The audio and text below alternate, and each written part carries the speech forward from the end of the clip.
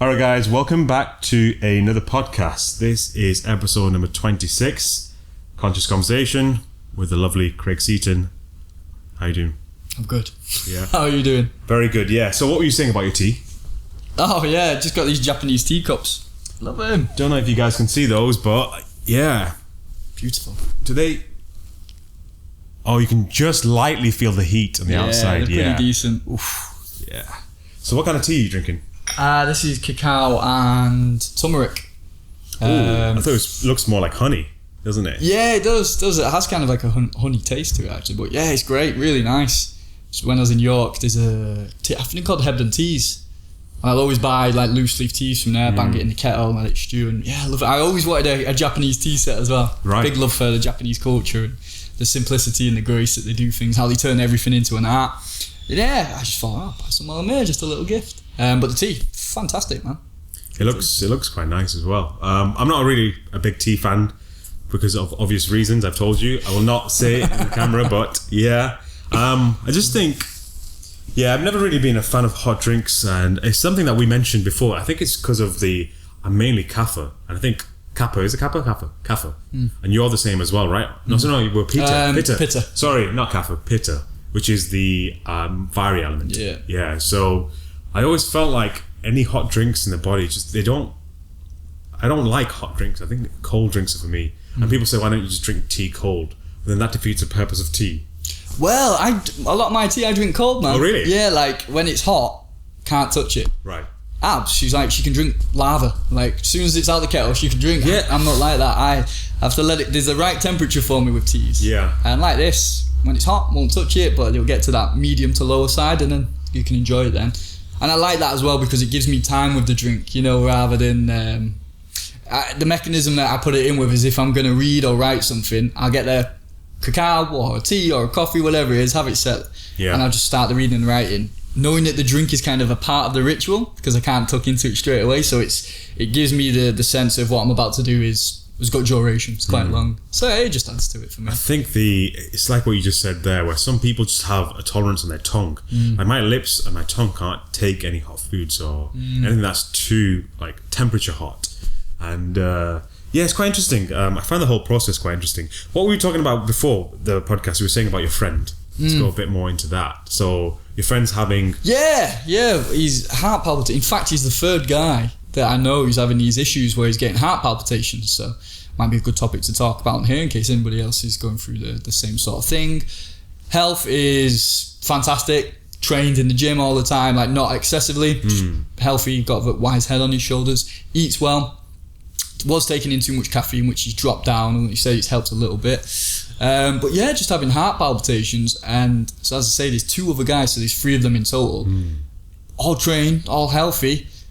No reasons why this would come from. The doctors can't find anything with scans and whatnot. So where's it coming from? Possibly an emotional symptom. More likely blockages is what I would just assume. Again, I don't know in depth to say that outright, but I think it would be more of an emotional issue. And I was talking to my friend about it as well as one of the other guys, and saying that how your body works, you can think one thing and you're going to affect something, aren't you? So you can think a negative thing repeatedly and then you'll start to feel down and tired and sad and depressed. Or you can think positive things and I'm optimistic, and you get a sense of energy with that. So there's that just to put in a box and keep in mind that we can do that with ourselves almost instantly when we get very responsive towards it, and know that the outside world doesn't have to stimulate the feelings. Not stimulate the feelings because it will, but the outside world doesn't have to be the controller of what we're feeling when we have that level of development and awareness inside. So we know that. But what about the unconscious blockages? Or what about that thing that's scratching at us every day, just that little thing like, no, I can push it off, or the thing that we're not attending to, or the big question is, should I do this with my life or that? And we let those things stew inside for not days, but months, but even years for some of them. That emotion and that energy has to do something to the body. It has to be creating something. Blockages or something that's repressed, or whether it's a lack of belief in ourselves, whatever it can be, there's a feeling going to be generated with that sense of we're not doing something with it. And it may not be in that spectrum, it may be in another field, but that energy is there. And yeah, just bringing to mind, is this a reason why, because this is 3 guys and I'm just looking at what's in my life and what's being reflected out in the world that I live in, and it's 3 guys, all of a similar age, all quite healthy. 2 of them have a very difficult outlook and a hard view on life. Right. One of them is quite balanced, but I believe there's suppressed issues. So from what I'm seeing in a neutral view is it's coming emotionally. There's something there. So it's not physiologically. Checked out. Doctors, this is why you sort of have to look at alternative medicine as well, because the general doctors, nope, your heart looks fine, you're healthy, you've got chest pains, why? They can't tell you. Which is like, says to me, well, look at anxiety and stress and things from the mental level and the emotional level. It's the only way it can be coming from. Another issue with the East and West doctor practice is, well, the scanner says it's fine, even though you're having these palpitations for hours. Scanner says you're fine. You're like, well, there's obviously something there that the general medicine overlooks. Well, it's interesting you say that, because my little sister, she had this weird, it wasn't even an epileptic seizure, but she just kind of passed out, fell on the ground, and she felt like one side of her body was completely numb. And when they did the scans, there was nothing there. And I said to her, look, there's something going on. And obviously, you come from an Eastern background, and my father's very much into the Eastern medicine. And I said, you've got to look at how you're living. When we talk about the average human being, and that's what we base our scientific studies on, the average human being and a general population of people, the average might not necessarily mean good, like the general sort of health outcome. Because if you think about it, the average, when they have like the average BMI and stuff, when I was training with weights and stuff and I was gaining a bit more muscle, I was considered, I think it was fat, as opposed to being obese. There's obviously different stages, but I was considered fat. I was over the weight I should be. And the doctor was like, obviously, clearly, it's through muscle. So I was like, then how do you prescribe that to people when you might say to the average person, if you're having a lifestyle where you barely move around and you barely do any activity, and then your BMI is a certain level, how can you just suddenly prescribe them, and tell them, based on this index means that you're fat or you need to lose weight and this and that, when you know nothing about their full history and even their genetics? Because if you think about it, for us, coming from a farming background, naturally speaking, my brother and I and my family have wider shoulders than the average person, and that's from our genetics. And these little predispositions, we don't really consider them in the BMI index and the average sort of values we give people. And they're great for the general population just to figure out basic sort of health guidelines, but when it comes to specific guidelines, they don't do justice. And yet the system will still use those basic guidelines as a default measurement. And I think it's still quite dangerous, because this is where I don't really blame the system, because obviously you have to standardize it, but this is where you as an individual have to take that, again, responsibility to kind of figure out what the issue is. And I said to my sister, the food you're consuming is catching up on you. The pizza, eating out all the time, eating foods like deep fried Indian foods from outside. I said, it's all going to catch up. And I said to her, again, you're satisfying your taste and you're not really satisfying the nutritional aspect of what your body needs. Because of that, yes, the scans might not show anything right now because it's in the early stages of developing, but later on down the line, it's going to bite you in the arse and you really need to think about it.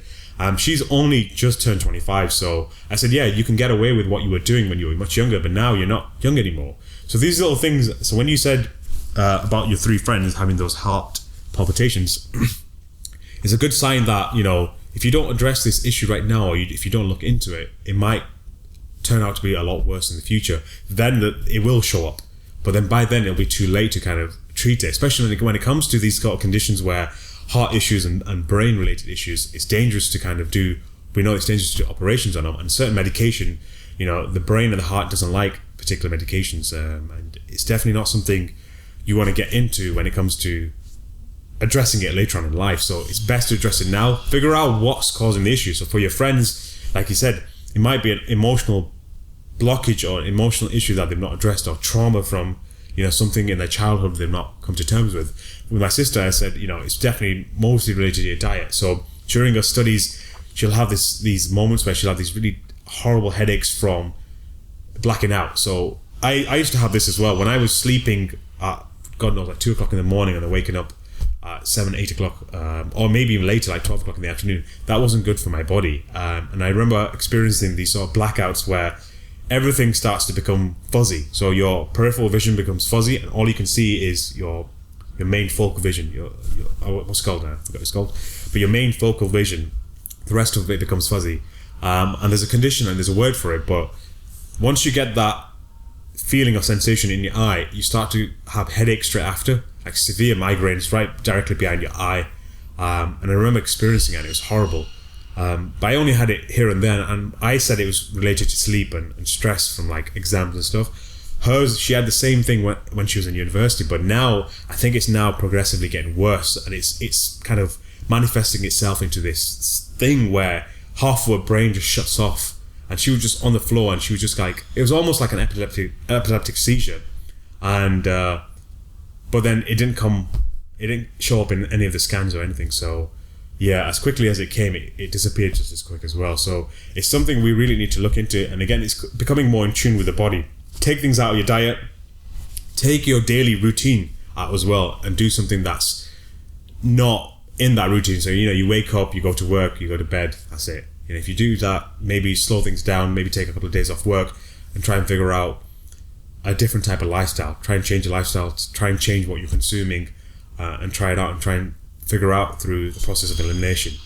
But yeah, that's the only thing we can really do. Just kind of become more in tune with the body and go with what the body's telling you, as opposed to using these gadgets to tell you. Now we're so over-reliant on gadgets telling us 10,000 steps a day or whatever. It's moving a bit away from that and living a lifestyle that we used to live for the majority of our life. Like, maybe this generation doesn't have that anymore, but our generation at least had that when we were a lot younger. So maybe switching over the lifestyle to more of an organic sort of lifestyle will do us wonders. Yeah, it's moving towards a lifestyle that incorporates that, because there's so much separation from it from the get-go. Yeah. That people might not necessarily like going out. There's few people who actually know who will go out, say, once a week or once a month to get outdoors. Yeah. So yeah, it can be your lifestyle, but not as frequent as it could be, or it can just be tipping the scales a little bit. While if we just have more natural, organic, spontaneous acts in our life, I mean, the system we've got is almost so against it, with the diaries and the calendars and making sure we've got everything booked in, that it doesn't really give the freedom for that spontaneity. And that comes with the responsibility of your lifestyle as well. But the spontaneity should also be included in that responsibility to have that free time to go out and do some more movement, or go train a different way, or whatever it is. Because a regimented mind, all these uses of a regimented mind, I think it becomes very a strong indicator of how we like to live. I was listening to a good talk with Sadhguru, and he was talking about systems, and he's saying how in jail, people have got great systems. They've got the systems that people in the outside world are actually looking for. They get fed at a certain time, the doors are off, the lights are out at a certain time, they get up at a certain time, your breaks at this time. You don't have to think, you just go through it. And let's look at that system of what the prison is and bring it out and just remove the prison. But is that same system still something that we are craving for and that people do look for? It's interesting, isn't it? Because we like to have the regularity and routine, but if we're not careful, not even if I think it just happens, is we become a slave to that system already, and then we can't venture out of it, or we get too concerned with what the outcome's going to be if we're not following the system. And it's using the system. There was a quote by, I saw Jordan Peterson saying that system, it's not an issue, or it's not a bad thing, it's not a slavery thing. Don't be a slave to the system, but don't be afraid to use the system. And yeah, it's finding that right balance, using it for what gets you going and what helps your body. Like you said, going to sleep at a certain time and waking up at a certain time, very useful system. But it's having the spontaneity infused with that for the right time. Yeah. So going in with what you said with the prison system, it's quite interesting, where obviously if you go into the extreme prisons where there are criminals that have murdered people, or mass rapists, it's a different sort of lifestyle they live in there. There's a bit more anxiety in the environment because there's a chance of you being killed by an inmate. But in prisons where the general population end up, because they've committed a minor crime, a theft or battery or robbery, etc., most criminals in there have less stress than people on the outside. And this is why when they go back into the outside world, it becomes very difficult for them to integrate into society, because first of all, the time that they spent in prison was at least about 5 or 6 years before they went, before they were reintroduced back into the world. So technology, times change, trends have changed, so it's not the world they left. And secondly, it's the fact that, like you said, you've got this solid structure of being fed 3 times a day, having this daily routine of, being able to read stuff, watch stuff, spend more time. Again, it's more going in. You spend more time going in as opposed to going out, because you think about and you self-reflect in your little cell on what's happened. So, a lot of prisoners end up becoming completely different people when they spend more time in prison. A lot of them do come out as humble people, which is very interesting that happens. And this is one of the reasons why psychologists are fascinated by prisoners for that reason, because they go through this horrendous experience of maybe living their early life as an adult or maybe even as a teenager, causing mayhem and maybe even murdering people. But as soon as they go into prison, they have this discipline, like almost like an awakening.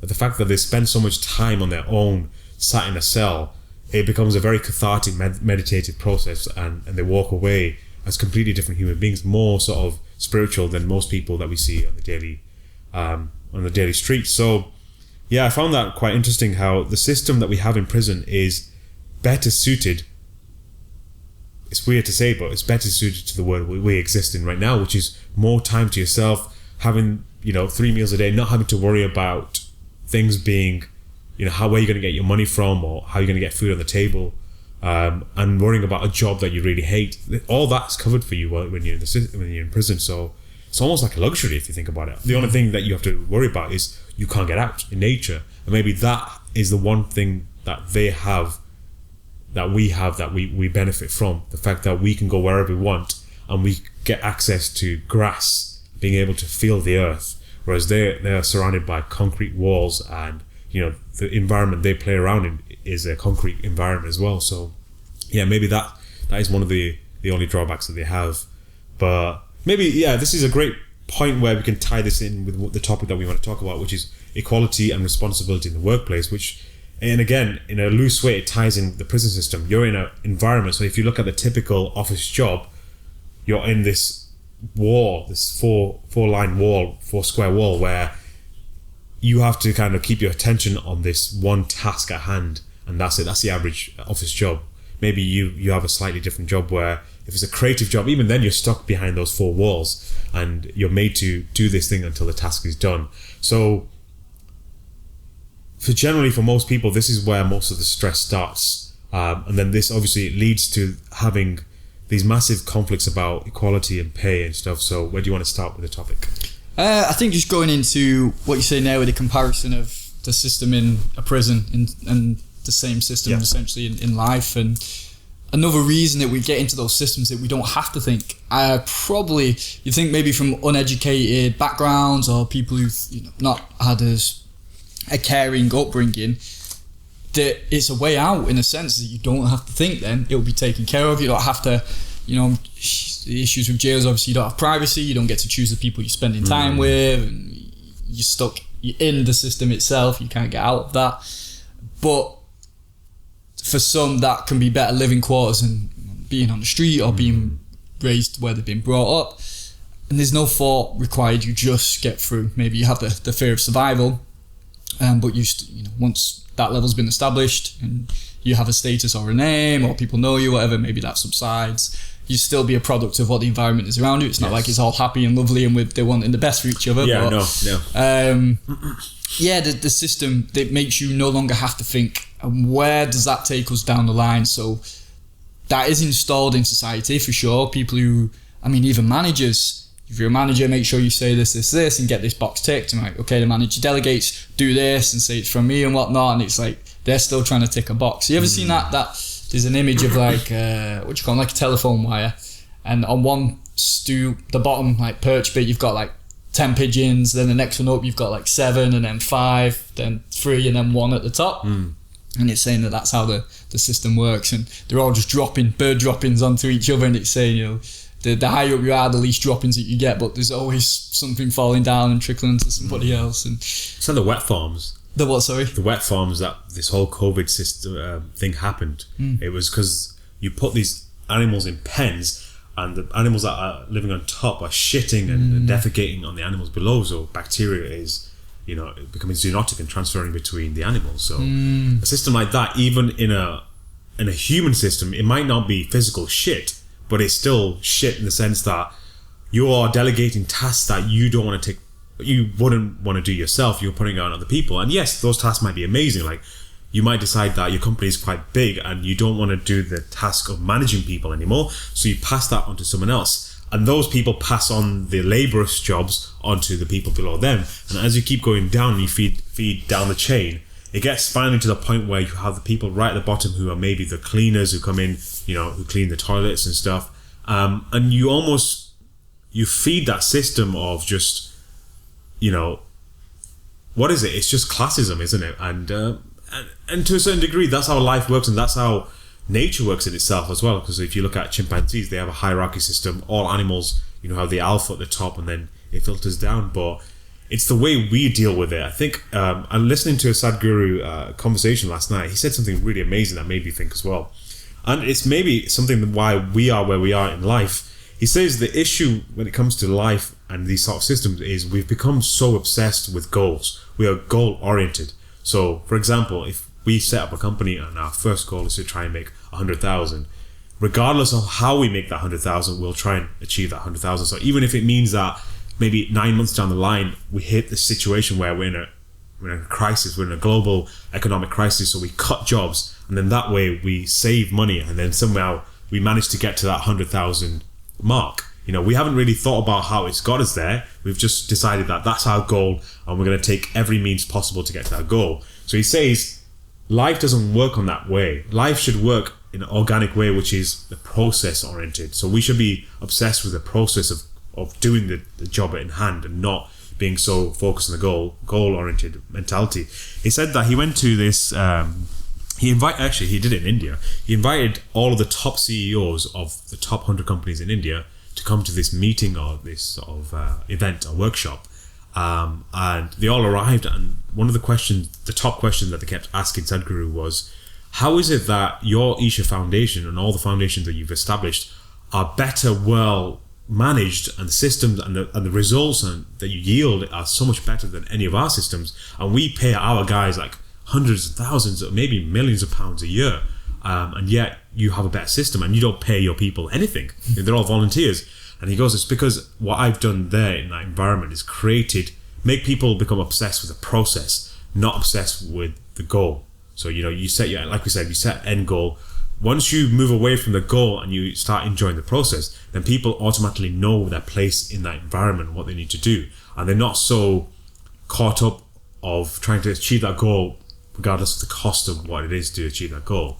And he goes, in an environment like that, you bring the best out of the people. You realize that each individual person is required in order to achieve, to maintain the process going. You need that individual in that environment. So this is what he does. And he goes, if you look at, I don't know if you ever follow boxing, there's a fighter called Tyson Fury, boxing. So I don't know if you know his history, but so his goal in life at the time was to become the world champion, right? World heavyweight champion.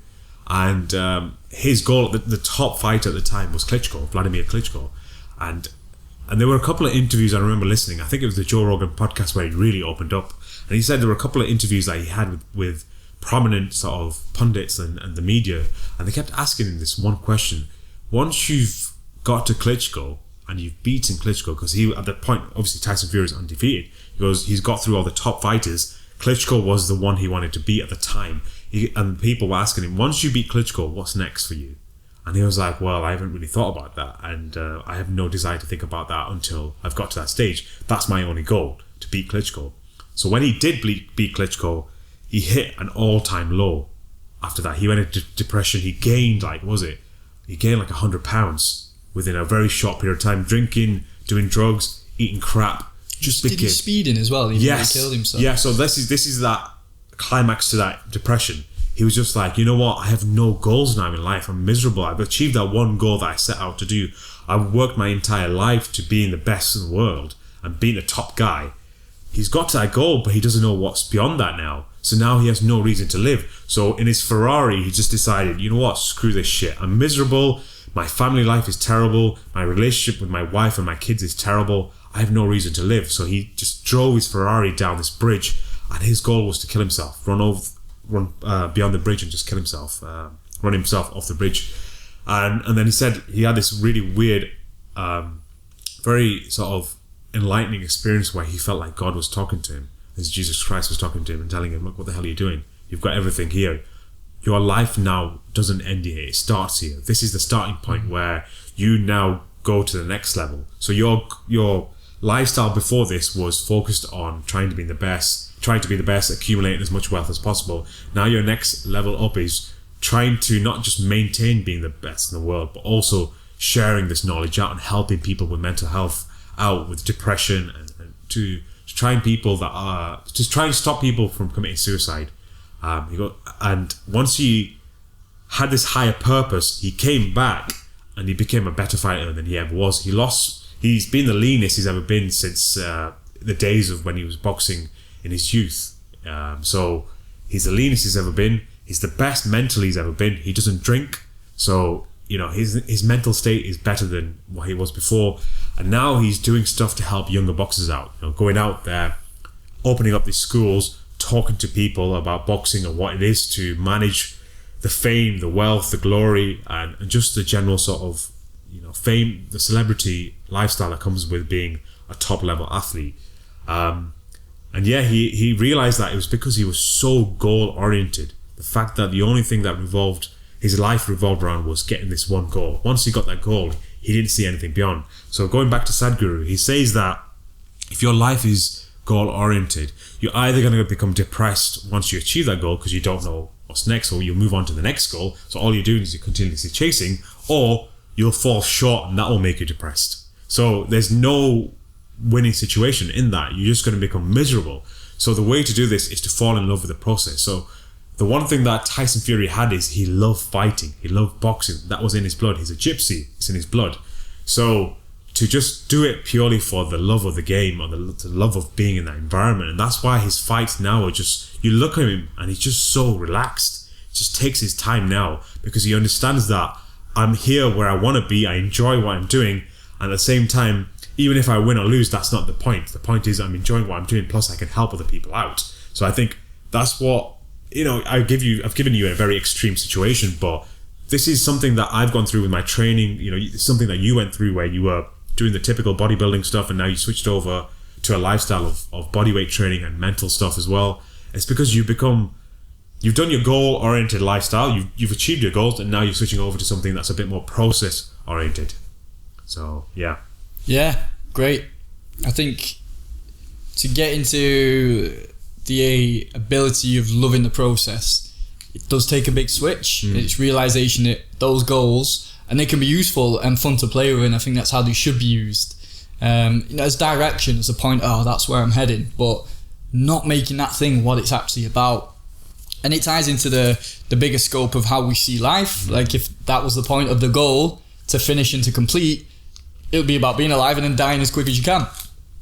Like Alan Watts says about the best composers, if it was always about the goal or the end, it would be who could get to the final note the quickest, and boom, done. And there's so much in that. It sounds so simple and obvious. So trying to reel it back and go back into the mindset of being about goals, it's just such generally an unhealthy lifestyle. Not having goals is unhealthy. It's living for the goal which is unhealthy. Yes, yeah. Because you hear so much conflicting advice. It's on the contrary to what we're saying. Is it Tom Bilyeu? I think his name's pronounced. He does great stuff, and he's very go out there and get it done and work hard, and a lot of things that are necessary for somebody to get fired up, very useful, but only to use that stuff is when you're feeling, I'm a bit slouchy, and fine, bring that material in and get the fire lit, but don't see life as that way, because it becomes detrimental. Then it's just about the goal, it's about achievement, because that's all that becomes, is stacking up, achieving the goals and working with somebody at the minute, and you know they want to hit a certain amount in sales, and then they've done that, and then they want to make the business bigger in another way, and then they want a better apartment and a bigger, and it's like, see that this doesn't end, see that this cycle, this pattern, it will not end. You will get a certain feeling or a buzz, which will be temporary, and it will bring a certain quality of person who supports that lifestyle to keep that energy being fed, but it's all just, it's an inflation. It's not going to be grounded. It's not going to be anything that will take you somewhere beneficial. All it'll make you see is about a goal-orientated lifestyle. And it's just another system. It's if you can be in love with the process, the thing that you're doing, the way that Sadhguru structured his business, it doesn't matter if you're the CEO or the manager or the middle guy or the cleaner. It doesn't matter if you're in love with the process and you're bringing your worth to life in whatever sense that is. I always think how simple it would be to I say simple, I don't mean in a disrespectful term, if I was to work as a barista or something, because I know there's a lot of effort and there's great baristas out there who I just can't even turn the bloody thing what they do to get the coffee going. But to be in a cafe and have a simple lifestyle, this is my job, talking to people, being quite positive or uplifting, like that person can have a great effect on all the people in that surrounding environment. You know, you go to coffee shops, not just for the feel of the place, but for the people who are in there and the servers. Like if I've been to ones and the server's just been, oh yeah, and I'm like, you know, I like the place, but I don't want to go there again. Yeah. And it's not like a personal attack. Why would I be there when there's somebody who's just always happy and polite and enjoys what they do around the corner? Like you just look at it from that perspective. What energy do you want to be around? And that's, I think, people who are not going, oh, why don't I own a business, or I'm at the head and got to make this dream come true. There may be that going on, but that can be in conjunction with, I love the process. I love what I'm doing and I'm here where I am, or the minimum is I accept and understand where I'm at is for here right now. It's just a good energy to be around. And your life is that whole process moving through. It's not the goal set. Like that goal might give you a strategic advancement or give you a certain new level of ego or a new perspective to add to your personal experience. But if it just becomes that, it's hopping stones, always, never being where we are, never going, oh, life's actually all around me right now, and I'm here right now. But it can't be acknowledged if I've not achieved something to be here right now. You know, we like to punish ourselves, we like to work hard, and we like to think everything's difficult to earn something for it before we can be in life and enjoy it and put our feet up. Well, maybe we're doing it wrong. Maybe we can live in that sense of, we're already there. Now I'm going to enjoy my life. Because that, for me at least, it gets me creative as well. Is from feeling, I've got to get this work out, or I need to create this book, or I need to do this session, or structure something. That gives it a sense of pressure, sometimes a bit of fire, which is nice. But I much prefer going, I'm free today, what am I going to do? Right, read a bit of this book, I'm going to write and I'm going to create something. That comes from the sense of freedom, not from pressure for me. And a goal is pressure. A goal is an achievement to hit. It's not, you're there, so do what you want. Well, I don't really blame people for having that mental aspect of it, because we get taught from the education system that you start off exams. Exams are a future goal in mind. You've got your coursework throughout the process, deadlines. They're all forms of goals that you try and strive for, and we've just literally created a society that's based on goals. And like you said, don't get us wrong, it's done wonders for society, but also it's kind of held us back in a way. I've always felt like we could be a lot further if we had more of a freer society in that sense. Free in the sense that people have more time to focus on things that they're actually interested in and they want to focus on. And for most other people to try and find that, you know, a lot of people I talk to say, I can't seem to find something I actually enjoy. Well, have you tried it? No. So you know what I mean? So when you say, have you tried climbing, or have you tried breathwork, or have you tried this and that, the first normal instinctual answer would be no thank you. So it's something that we can tie in with the last podcast. It's because we're living in a very masculine dominant society. Like we said, not masculine in the sense that it's men, but it's a sense of the energy. The energy is very masculine. It's order driven. When there's order, when we think about a list is an order. When we talk about goal achieving, it's an order. So we're just basically ticking things off on a box. It's like tokens again. We talked about that 2 podcasts ago. It's tokenism, where you want to collect everything, and then once you've collected everything and someone asks you what you're going to do with all that, I don't know what to do with it. I've always found a fascination with people who do that, who are collectors, collect cars, collect stamps. It's like, okay, you've got the collection now. What are you going to do with it? Well, nothing really.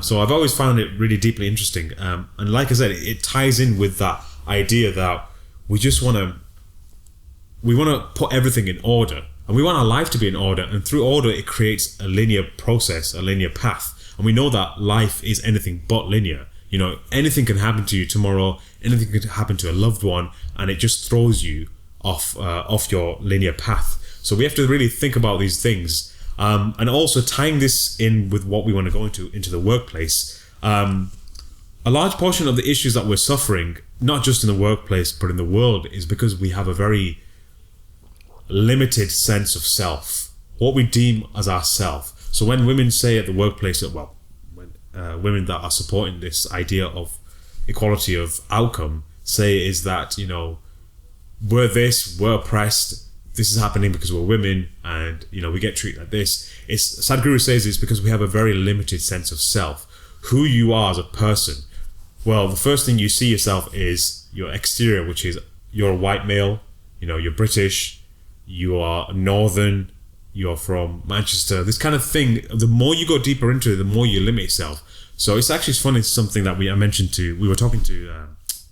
I was talking to one of my students about in class right now, just before this podcast. We were just saying how she doesn't see the world as limiting. Yes, she has a boyfriend. Yes, she has dogs. Yes, she has responsibilities, but she doesn't define herself as those things. And we're so caught up.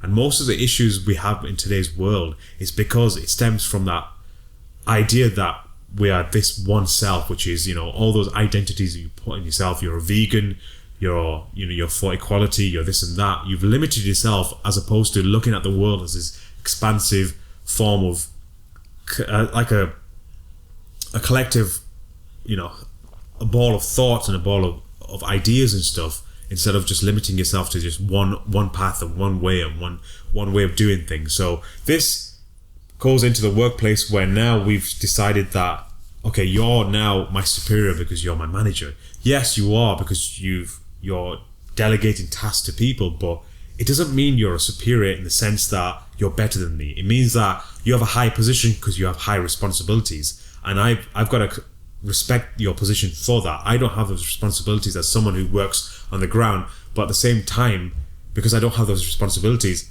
I shouldn't expect to be paid the same as you. The same as if you're a woman and you decide that, you know, you don't want a job as a binman. You can't expect the world to be equal in that sense. You can't be saying, well, you know, we want equality in the sense that all people should work, you know, there should be a 50% workforce of men and 50% workforce of women, that should be a part of every industry, you know, because if you look at the medicine or the social sciences, it's dominated by women. Teachers, how many teachers are men? Not many, right? When you think about school when you were young, I used to have one teacher in primary school that was a man. All the rest were women. Whereas if you look at stuff like engineers and bricklayers, all that is dominated by men. Now, if we say we want 50% workforce of men and 50% workforce of women, what you're doing is, now when you're an employer, and you're hiring people, you now have to select 50% women and 50% men. But you know that the men that are there, if you're in an industry where 95% of your workforce and people that are attracted to that job are men, you have to say, I've got to get rid of all the men that are really competent, highly competent, and I have to limit it to 50%, and I have to select women that are competent, yes, but they, in a population where you have more men that are doing the job than women, you're obviously going to get more competence in the men as opposed to the women. That's just a natural fact. Same as any jobs that have women that are dominant. So like more maternal based. Yeah, you know, like the social sciences, you're going to get the same environment. If you suddenly now turn around and say, we're going to pick 50% men now, you're not going to achieve the competence you want. You're not going to achieve the level you want to get to. And like I said just previously, this is one of the reasons why we're held back in society. When we watch movies from 20, 30 years ago, and when they would project their movie in a timeline that was 20, 30 years ahead. So, for example, Blade Runner, look at how advanced they thought we would be now. The original Blade Runner was set in 2019, which is last year. And they thought we'd be flying in cars and you know, cities will be these massive skyscrapers that go into the sky. And the only thing that go right was the depression. That depressed everyone. And yeah, so if you look at the one main theme that's consistent and what's happening is how miserable people are in those environments. That's one thing that stayed, but the technology hasn't increased because we haven't increased the competence because we're so worried about very mundane topics like, oh, there should be 50% men and 50% women in a workforce. You know, stuff like that. So, yeah, how do we address that as a society? Sensibility, being sensible towards it. Like, how can you have 50% across the board in those things? And is anybody actually asking for that? I wonder, because the outcries are when there's something to be outcried about. Oh, this person at Google was sexist, or this person said this, or I don't get paid enough. Like Black Lives Matter, bring it to the field and it gets put in the attention.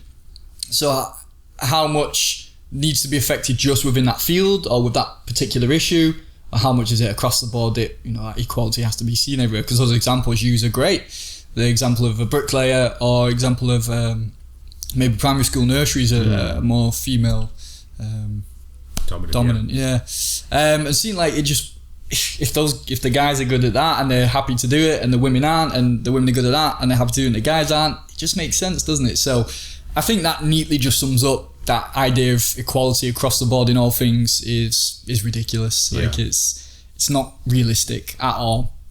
And this is why equal opportunity, yes, but equality, no, because it won't work. It can't. And look at that in a political and economic sense.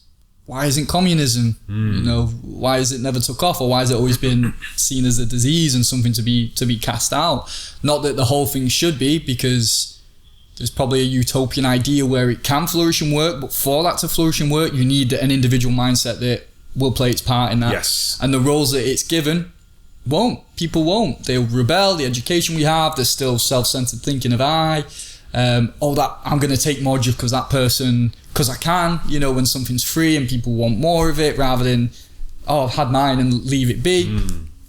It's difficult because you have to rely on an individual to be respectful and responsible and think of the whole, and it's difficult to do in the current state of consciousness and current state of how we live our lives, driven through fear and through goals and what I need to achieve, and the American dream. You know, the American dream, you can be whatever you want and do whatever you want, cut all the throats you need to get there and to make it happen.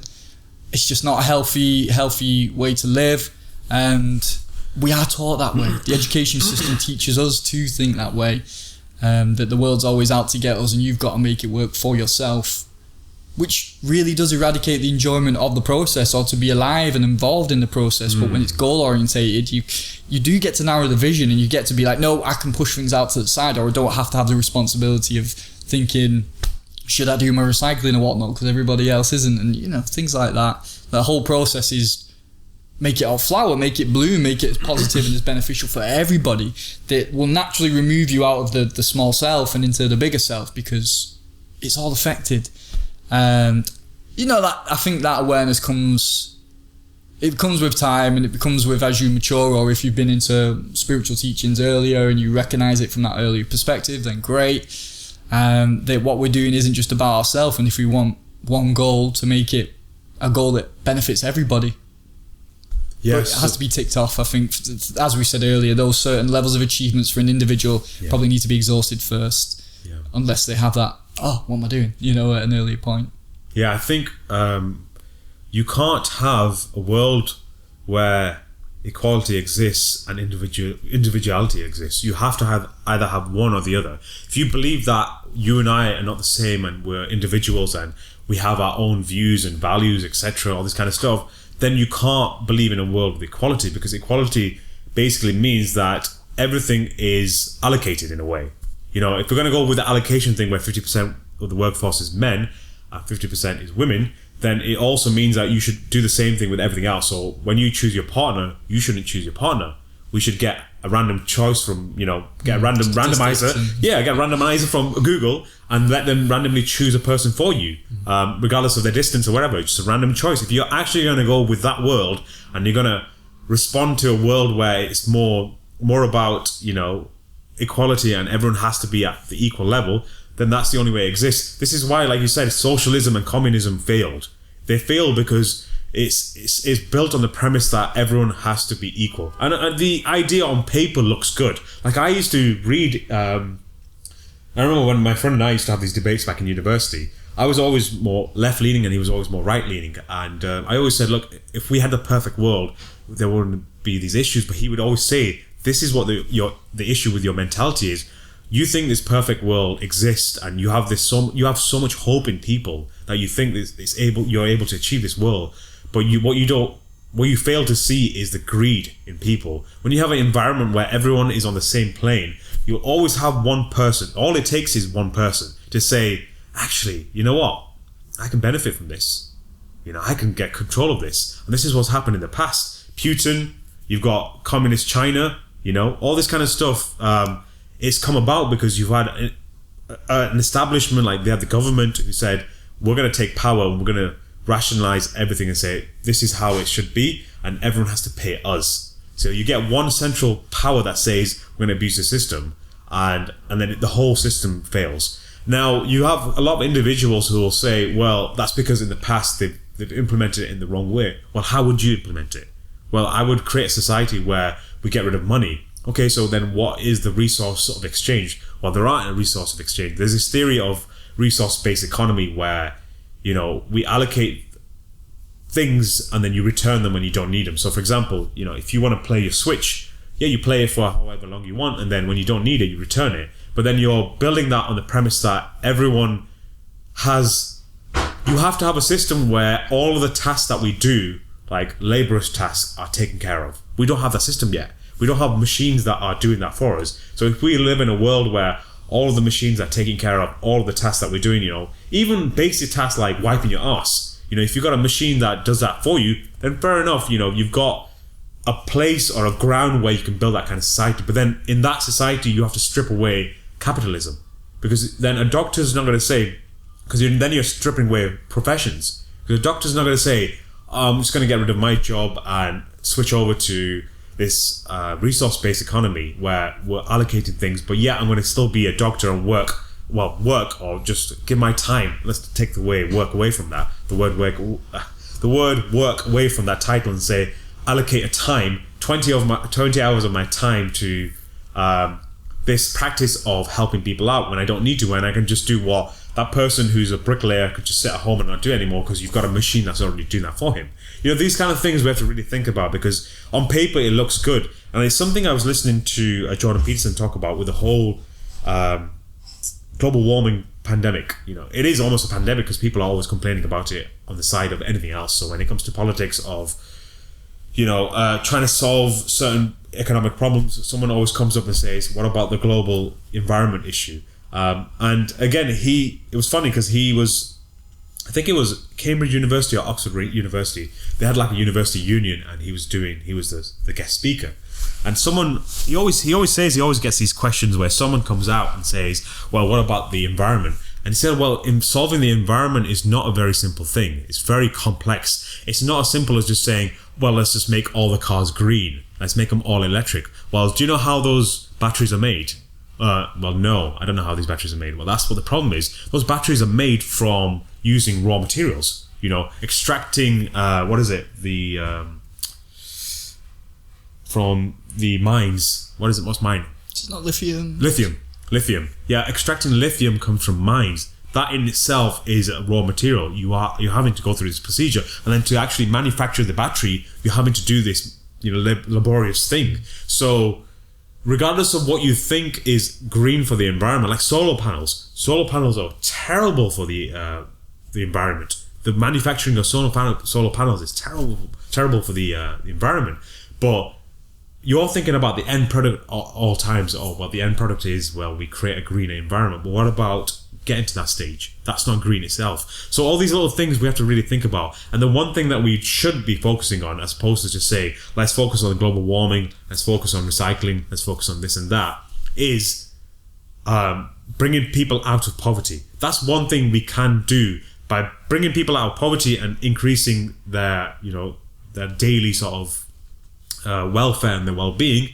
You bring in at least a couple of 100 million people out of the idea of survival into the idea of let's educate ourselves, let's bring 150 million people or maybe 250 million more people into this education system so we have more minds to work on these problems that we're having, so we have more people to problem solve, as opposed to just saying, let's get rid of global warming by, decreasing carbon footprints or, decreasing the CO2 levels or this and that. And it's very abstract level of thinking because you're looking at the end product again. We're looking at the goals again, as opposed to the process of getting there. So we have to really look at the process and how the process needs to be implemented in the system. And this is what Jordan Peterson said, and he kind of shot down the idea immediately. And this guy was very defensive about it, but when he thought about it, there were more people clapping at the end because they realized that, yeah, this idea, on paper, it sounds great, get rid of global warming. Like, what was that lady? I think... Greta Thunberg. Yeah, she was so easy to say, I don't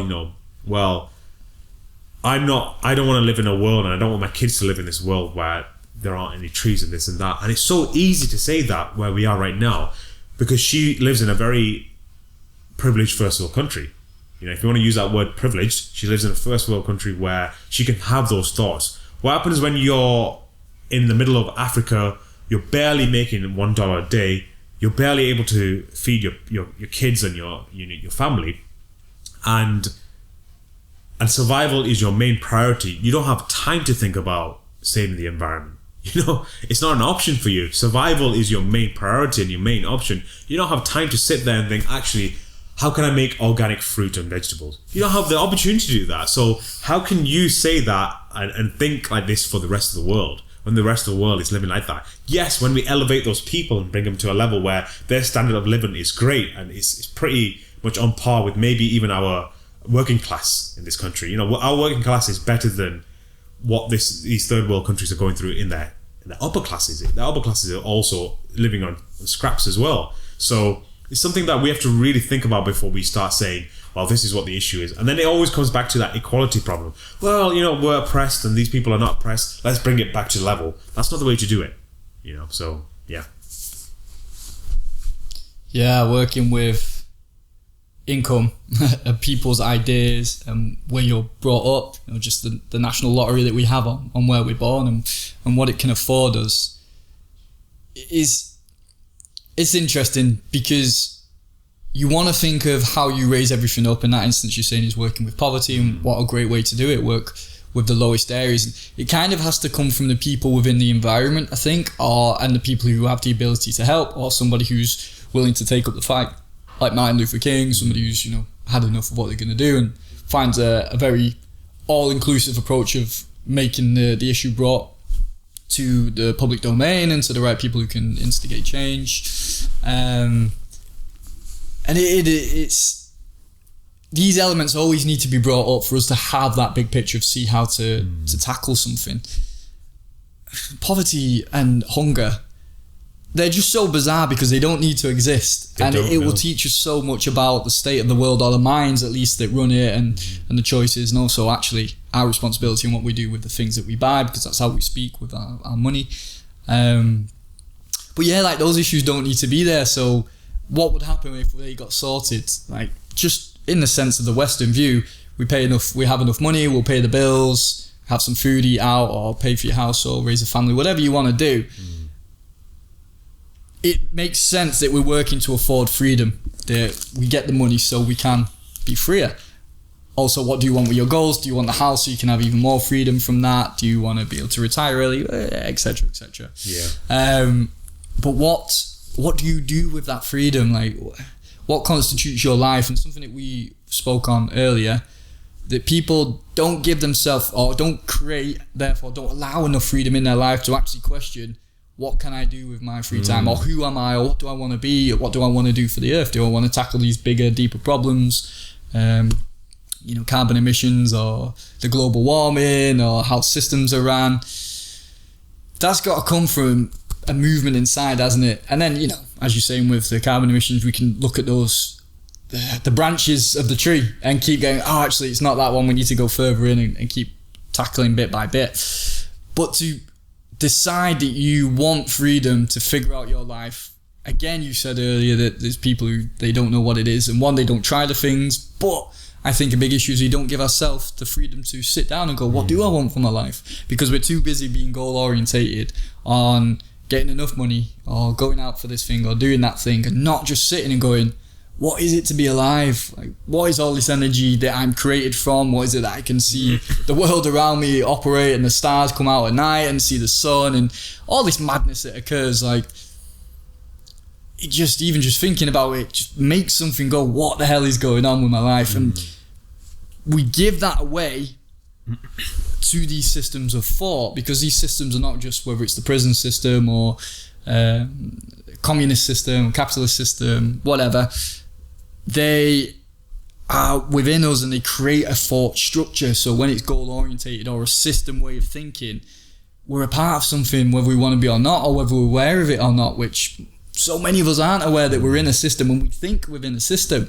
my day's structured this way and I get this, that done, and I'm going to get this goal at the end of it, and then there's my achievement. Yes, those things can be beneficial, as I've said earlier, they definitely can be, but it's not to stay into them or to live in them, because you're just a living system then. Well, you're not even alive, like you're just a system going through checks, just like a computer can do. It does its job and then it shuts down and it wakes up and it does its job again. Like, enough of that. Like, that isn't what life is. It's helpful, but know that we're using that system as we're alive. You know, as we're like, let's tackle poverty or hunger or global warming, but let's do it as we're alive. Let's tackle, I need to pay the bills, so I'm going to do this job and try and skew it to something I enjoy or be a part of the process and be alive while doing it, not just gone, not just switched off, you know, not just becoming for a goal.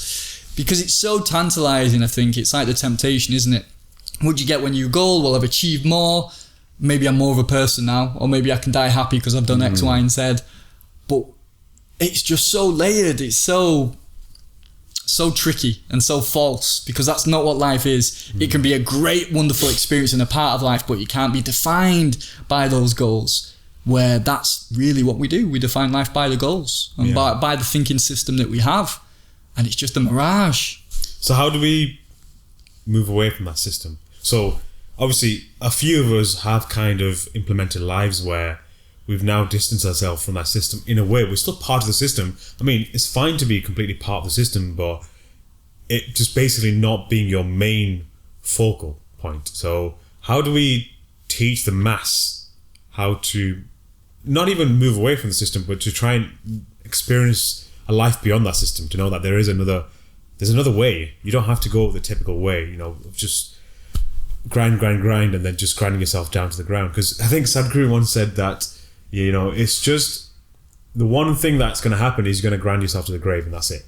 That's the one thing that's guaranteed, and that's the one thing that's going to happen for sure. Either you do it early before everyone else, or you long it out, and that's what's going to happen. And so how do we teach people and make people more aware of this idea that there's another way of taking this path? Self-reflection on not even a regular basis, but just being interested in what life is, I think, takes us there. Because you see, it's beyond the systems. As you said, there is always a system, whether it's the natural system of what the bees are doing, or whether it's the days and the nights and the seasons. It's part of a natural system. The mind that we have has created broken systems, and we think that that's how it has to be, and we're so adhered to that system that we just create ourselves further and further into illness. And Krishnamurti's quote, to be deemed sick by an ill society is not, you know, I can't remember the end of the quote, but it's not like a true prescription, because it isn't. It's an ill mind and a broken system that's judging and telling you to be a broken system and just use your mind this way and give your life to that. And I think to get out of the system is you register your unhappiness for a start. Like, if you are happy doing what you're doing, great. See if you can extend that to being happier with other people and for other people, where you're seeing suffering going on, and can my life include that to raise that up a little bit?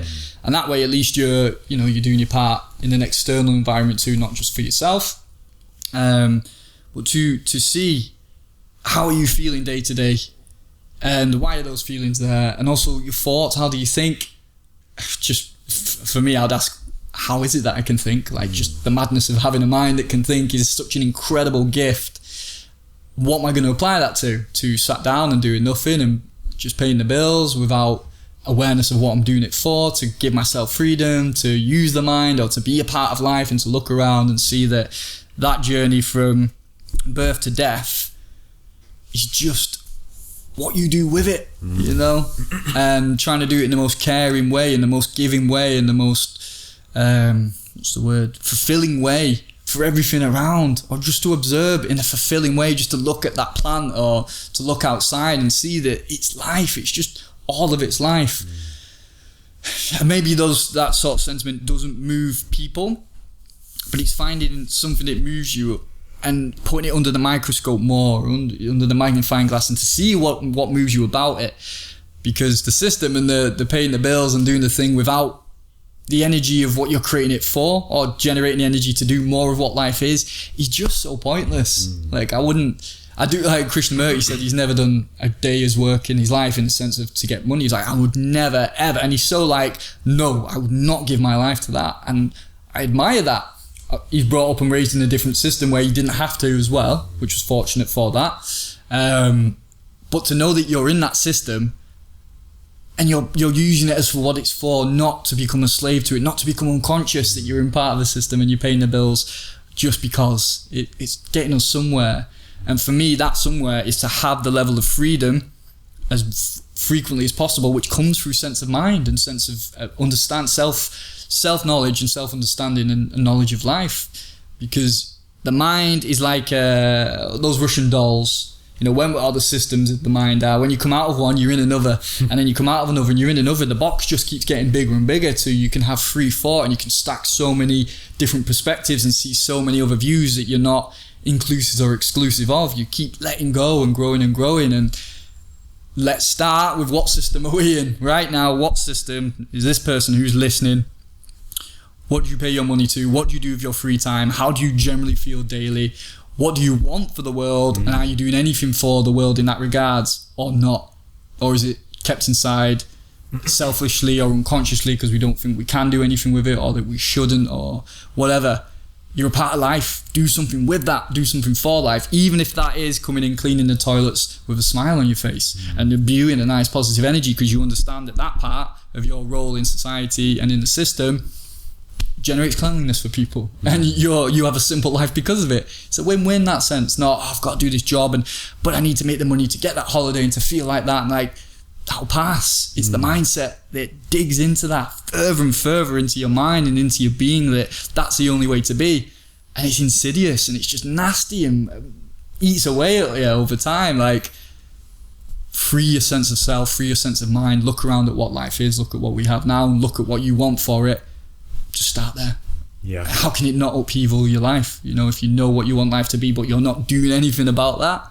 And I don't mean in an angry, fiery, passion sense of how we were with the protests, or thinking, oh, it's so big, I can't do anything. Like, just get the feeling going. If that's more love in the world, do stuff that you love more. Yeah. And then tell somebody that you love them. It doesn't have to be a partner, or, you know, just share happy things like that. And it will grow and you'll find your path. People who don't know what they want to do, it's because they don't sit down and generate the feeling of, what is it that I want to do? Or they don't try enough of those things. But you're alive. You can do what you want to do. You can create it. You can feel it. You can imagine it. You can write about it. Just generate something, some good vibes, some good feelings, and put it out. Yeah, so that's summarizing everything that we've just talked about. So it's moving away from goal-oriented obsession.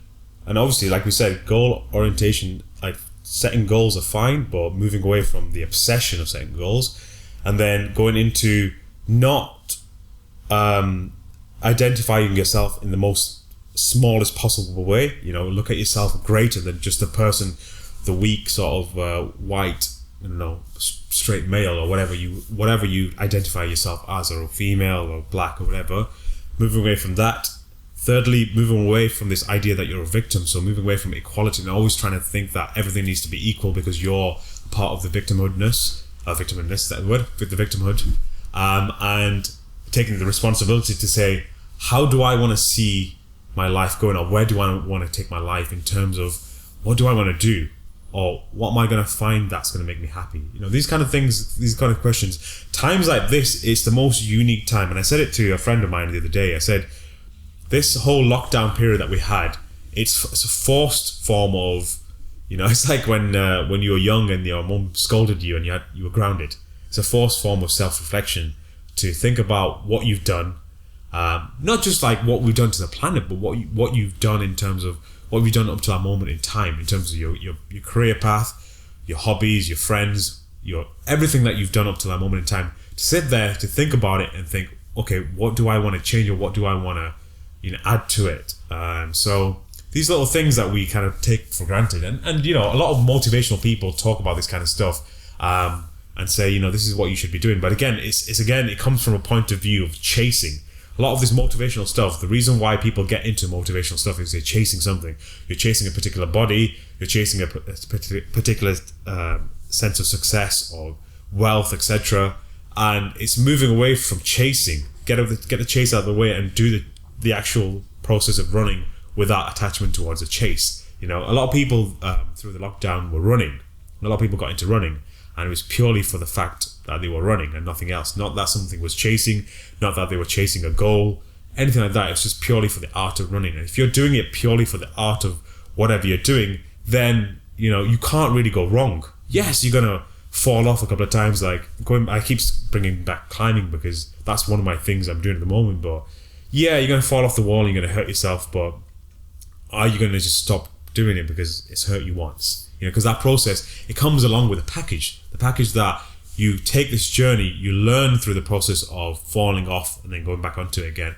And that's what really develops, that's what the process is. It's development of the sort of the character is through the process itself, not through the goal. Because if you think about all the goals you've achieved, you really don't develop anything once you've got to a goal. So let's say if something that you wanted to achieve in life came to you instantly, like the best example is lottery. When you win the lottery, you haven't really done anything in the process to deserve that, which means that you won't have any idea or discipline to use it in the right way. So you'll splash it, you'll end up buying cars, you'll buy a really nice house, buying booze and all that, and by the end of it you've run out of money and you're exactly where you were before that money came into all. If anything, you'll be more in a insecure environment where you've created this false environment where you've attracted these people that have come to you because of that reason. You've got the wealth and they want to be a part of that, but you've lost all the other people that were really there for you for the real reason, which is for you as a person.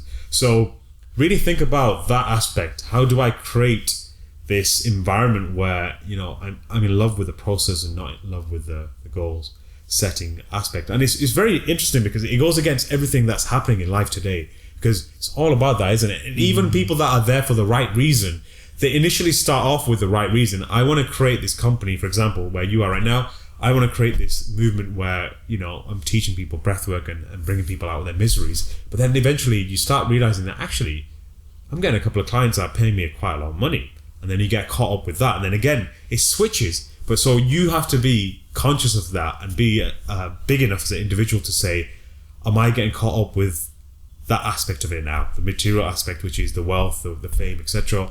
Am I going to bring it back to the groundedness? So this is where the Isha Foundation, compared to what Osho had, the wild country, the sort of the plot of land that he had, and the movement that he had, it's two very similar gurus coming from two very similar backgrounds, which is the Eastern approach. But one decided to use his money and fame and everything, and still does it to this day for the good of humanity. Always gives and not really spends a lot of money on himself. Well, he can do because he likes golf and he likes his bikes and this and that, and that's fine. You're doing these things because this is what you did anyway. This is what he loved to do. It's the process of doing it anyway. But he doesn't use it to kind of, he doesn't lavish in it. He doesn't make his lifestyle even more extravagant than it is. Whereas Osho, and I get it, he was a very quiet man, but if you look at what he did, I originally thought he had 17 Rolls Royces. He had 70. Oh, wow. And again, it's that mentality of, yes, you could argue that maybe that was his process of fulfillment, but 70 Rolls Royces, what are you going to do with those 70 Rolls Royces? You can only... What are you going to do with 5? Well, you can only drive one at one particular time. You cannot drive 70 at the same time. You can't even drive 2. So what do you do with that thing? Well, you don't do anything. You just kind of accumulate, and that's what happens. So it's really moving away from that mentality of goal-oriented and just accumulation. Move away from that and create a better life for yourself. And I always say, this life that you've been given, it's a gift. So when you die, what are you going to give to the world? What are you going to give back to the world for giving you such an opportunity? You could be born as an animal, or you could have been born as something else, like a plant or something. And even they do better than us at giving. They give, their entire life is based on giving. So what are we going to do when we die, when we go to the grave? What kind of service are we going to give to the world? And I think that scares me more, that I'm going to die not giving anything to the world than anything else. I think that's what wakes me up and makes me realize that this is what I need to do during the daytime, just try and pass this on to other people, as opposed to just be like, oh, I'm up now, what can I take from the world? So yeah, I think that is a great place to wrap up. Any last words to that? I think that's great, man. I agree. Really good sentiment to finish on. Is what you want to have given to the world, or is it just to have given to yourself? And it's also a great way to get over insecurities. Is, I can't remember who said the quote, but Wayne Dyer. Nobody should die with the music still inside them, and that can be whatever it is that you want to share and give to the world, and the thing that you love doing. Like, get it out. Get past the insecurities or what will people think or say, and just do it, because that feeling, it's telling you to do it. That's what life is. You're meant to be doing that thing. Yeah, amazing words. Right, so this was supposed to be about equality and the work environment, but we kind of divulged into like goal oriented compared to process orienting. I think we went the right organic way, as opposed to just staying true to the order of what the system is telling us. We had a bit of structure. Chaos and order always works. Well, this is how it goes, doesn't it? It's you plant the seeds, you have a very vague goal. Let's say you want to learn to skydive, and you learn to skydive, so what's next? You evolve that into other aspects, like what can I do with my skydive? Well, you can do what David Blaine did, Ascension. Grab a pair of balloons and just go flying in the air and do something that's insane and just out there. Stuff like that. We have to really go beyond the very mundane levels, and those mundane levels might be something pretty amazing still. Like, for example, you might decide to get into climbing and you become a professional climber. So what's the next goal, which is out there? Well, try and climb without ropes. And that's what your love for something will do. It will take away the goal for the goal's sake, and it will do it because you love to do it. The progression comes with that. Like with my bow staff, put it off for ages. When I started to learn it, 4 hours at a time in the gym, and I just go upgrade it and get better ones, and learning using 2 swords and You're a wizard. Nunchucks. Yeah, wizard. Like, all of that's come from just doing. There was no goal about it. I just want to do it. Well, I suppose that's a goal. I wanted to learn it, but not to get to any stage. It's just competency, and it just keeps growing and growing. That's a great way to live. Finding because you do that through what you love doing. Like, we don't say, right, we have to do 26 podcasts. Oh, we've got to do 100. We just do it because we love to do it. And if something comes from it, great. If it doesn't, great. I'm not going to not work and not pay the bills hoping that something happens with this, because it's not the point. It's like, if you can turn your job into doing it, and you can balance getting your economical structure funded, like, again, if you're working in Tesco or what have you, and that's, you pay the bills and you work there and you get to do the thing you love on the outside because you're working hours, great. Perfect, so you can be balanced with that and happy. It's not, now I need more money for that. It's find a lifestyle that works to be in your passion, to be in your creativity. I think that's where a lot of the YouTube guys have done so well. The people that do really well in YouTube, it starts off just a side thing. Just goofing around for 2 or 3 years, and then the algorithm builds up, the subscribers build up, and then before you know it, you've got something that becomes your job. But this is the other thing, to separate it from the job to something you do and you get paid for it are 2 different things, and there's a fine line between the two. What we should be striving for is that point where, the job no longer is a job. So, for example, people love photography, right? So they do photography as a job, and they start working for clients, and then they realize that actually the projects that the clients want me to do are not the things I want to work on, but then the stuff I want to work on, really, I don't have an audience for it. So you have to get to that stage. You have to still do the stuff for the clients. You're doing something that you like, which is photography, but you're serving a purpose, which is a client comes to you and says, I want this particular type of style, and you don't like that, but you still got to do it because it's part of what you enjoy. But then you elevate yourself, you do the stuff on the side, which is something people kind of stop doing. So you might find, for example, working for Block or working for these gyms, it's quite nice and it's making me money and I enjoy it, but it's not the thing I want to get to, or it's not something I would say, this is a job I do and I love doing it, and it doesn't feel like a job. It's something I'm getting paid for doing. It's a task I'm doing, a hobby I'm doing that I'm getting paid for doing. That's not it yet, but it's in the right environment. I'm getting there. So it's having that aspect. So when we talk about not settling, it's not settling in that aspect. Is finally creating that environment, like Alan Watson, Krishnamurti says, like, I would never work. They would say, I would never work. What I'm doing, I talk and people pay me for it. To get to that stage where when you talk and people pay you for it, that is a true sort of freedom job. It's the one where you're not attached to, where people come for you for your whatever you're going to say, as opposed to you going out there and saying, well, I'll do this task for you. This is what this podcast is doing right now, which is we would do this if there was one person watching. We would do this if there was 1 million people watching. It's exactly how it is. We enjoy what we're doing. And if something comes out of it in terms of financial gain, great. If it doesn't, great. There's nothing to win and there's nothing to lose. It's just always, I guess it's always a win-win situation for us. So it's getting to that stage. And I think your life, if you're going to have one goal, you know, that has to be your goal in life. To create this environment where now, whatever you do, people are willing to pay for it, regardless of whatever comes out of your mouth or whatever you do in your hands in terms of creatively. So whatever you do, people are willing to pay a service for that, and that's it. And you're not having to conform to what other people want you to do. Yeah, once in a while you might do it here and there, but generally speaking, whatever you do, your whole existence is an expression. Yeah, it is. We're done? Done, man. I need to shoot, my friend. Right, so this was episode number 26. Again, Instagram, Spotify, and YouTube. That's where we're going to be on. Hopefully, we'll see you on the next one.